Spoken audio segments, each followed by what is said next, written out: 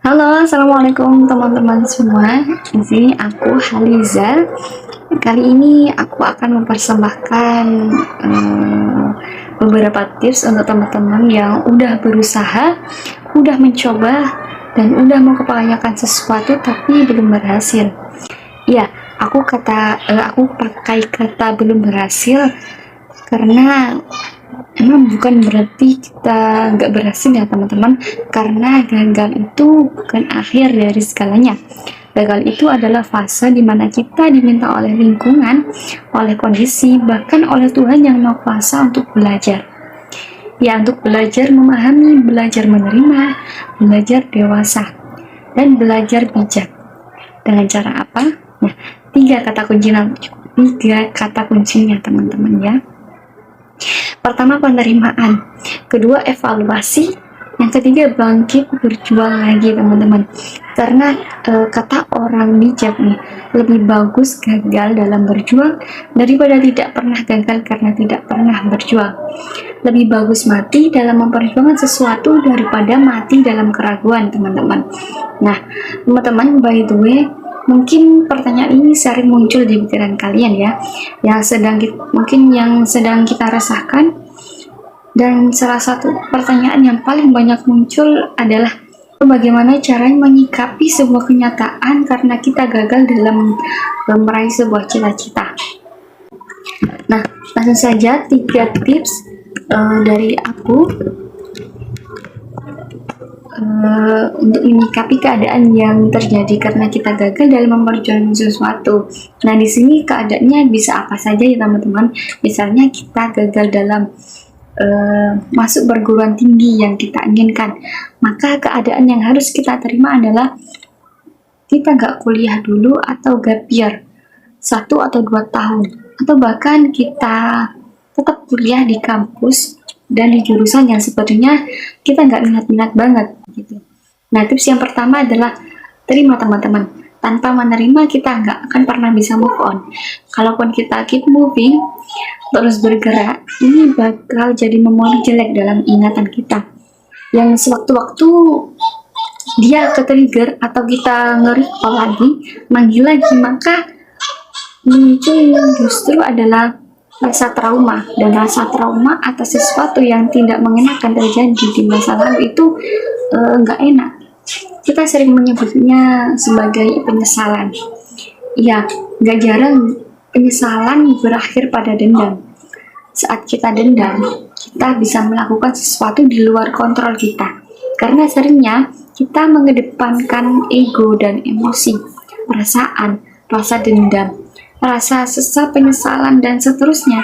Nah, daripada kita menyimpan bumbu waktu yang bisa meledak sewaktu-waktu, maka bukankah akan jauh lebih baik dari awal kita mengakui dan menerima dengan apa yang terjadi. Mungkin memang bukan sesuatu yang kita inginkan, tapi bukankah memang segala sesuatu itu nggak mungkin selalu mengikuti maunya kita. Jadi terima dulu kenyataannya teman-teman, terima dulu kondisinya, sekalipun itu sakit, tahun itu mengecewakan dan tidak mengenakan, terima dulu sebagai kondisi atau situasi yang harus kita hadapi. Nah, tips yang kedua adalah alirkan energinya teman-teman. Sifat energi itu kan mengalir ya. Nah, apapun yang kita hadapi saat ini, bagaimanapun kenyataannya, suka atau nggak suka, sedih atau bahagia, bahkan kita bangga atau kecewa, maka itu alirkan dulu. Dengan cara apa? Nah, tergantung kecenderungan kita masing-masing teman-teman. Untuk kita yang ekstrovert, bisa jadi kita bertemu dan bercerita kepada orang lain. Untuk kita yang introvert misalnya, bisa jadi dengan mengunjungi tempat-tempat tertentu sendirian, atau melakukan sesuatu yang kita suka di alam, atau bahkan dengan mendengarkan musik saja dengan sendirinya, atau bahkan sampai menangis dengan sendiri. Itu silahkan teman-teman, kita ambil cara kita masing-masing dalam mengalirkan energi kita. Nah, aku yakin banget bahwa coping mekanisme kita itu tentu beda-beda. Namun, satu hal yang pasti, alirkan energi kita, teman-teman.